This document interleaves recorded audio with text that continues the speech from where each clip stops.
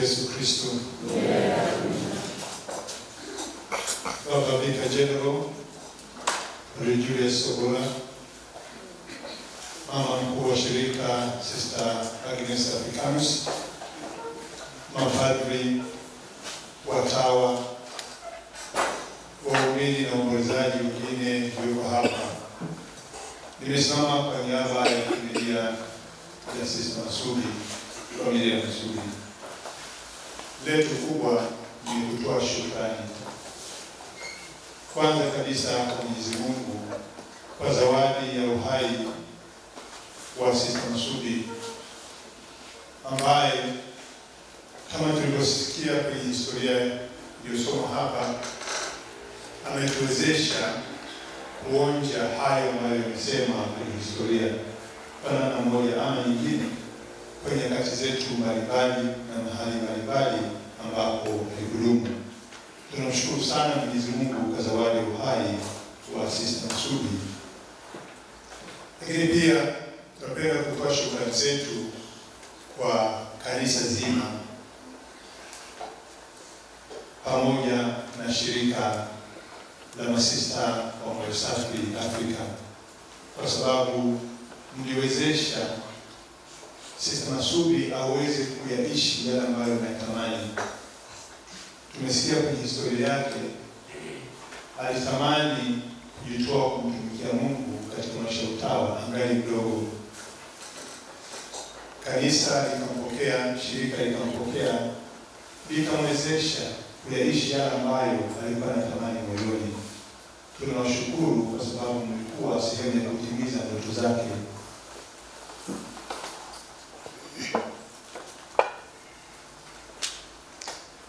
Mama mkuu, tunapenda kushukuru kwa namna ya pekee kwa jinsi ambavyo mnaishi kwa upendo ndani ya shirika. Tunasema haya kwa sababu tumeshuhudia wakati sister anaugua, daima kulikuwa na usaidizi, na hii sio kwake tu.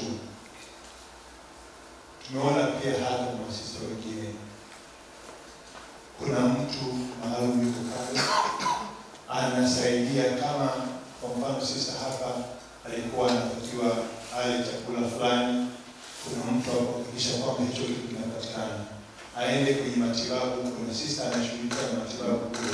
Kwa kila kitu kinakwenda vizuri. Hii kitu sister tunatia faraja sana, na nilikwambia naomba niseme tena hapa, endeleeni na moyo huo. Tunawashukuru sana.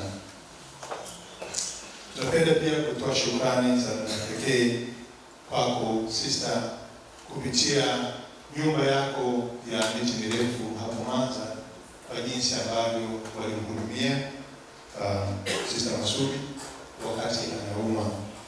Pia tunashukuru mapadri wa Uganda kwa huduma za kiroho ambazo wamekuwa wakimpa wakati anaumwa.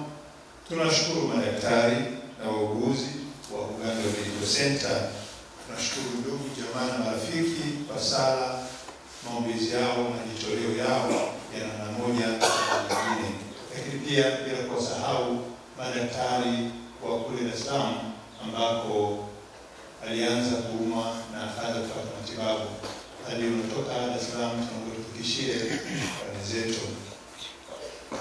Sisi wanafamilia hatuna kitu kingine cha kusema zaidi ya kumwomba Mwenyezi Mungu atujalie neema ya kuyaishi yale ambayo tumeyasikia hapa. Moyo wa sala na ibada, upendo na kujali wengine, upole, usikivu, ushauri, ucheshi, kazi na mambo mengine kama hayo. Tunahitaji baraka za Mungu kuweza kuyaishi. Mwenzetu alijaliwa, nasi tuendelee kuomba nguvu ya Mungu kusudi tuweze kuyaishi hayo. Hapa walioko ni baadhi tu ya wanafamilia ambao wameweza kufika hapa, wengine hawakuweza. Kwa hiyo tulichokipanga kama wanafamilia, tukishatoka hapa Jumapili tutakuwa na misa ya kumwombea shangazi tarehe 27 mwezi wa 4 parokia asubuhi. Ningependa kuwakaribisha wote ambao wataweza kujumuika nasi siku hiyo. Raha ya milele umpe Bwana, apumzike kwa amani. Tumsifu Yesu Kristo.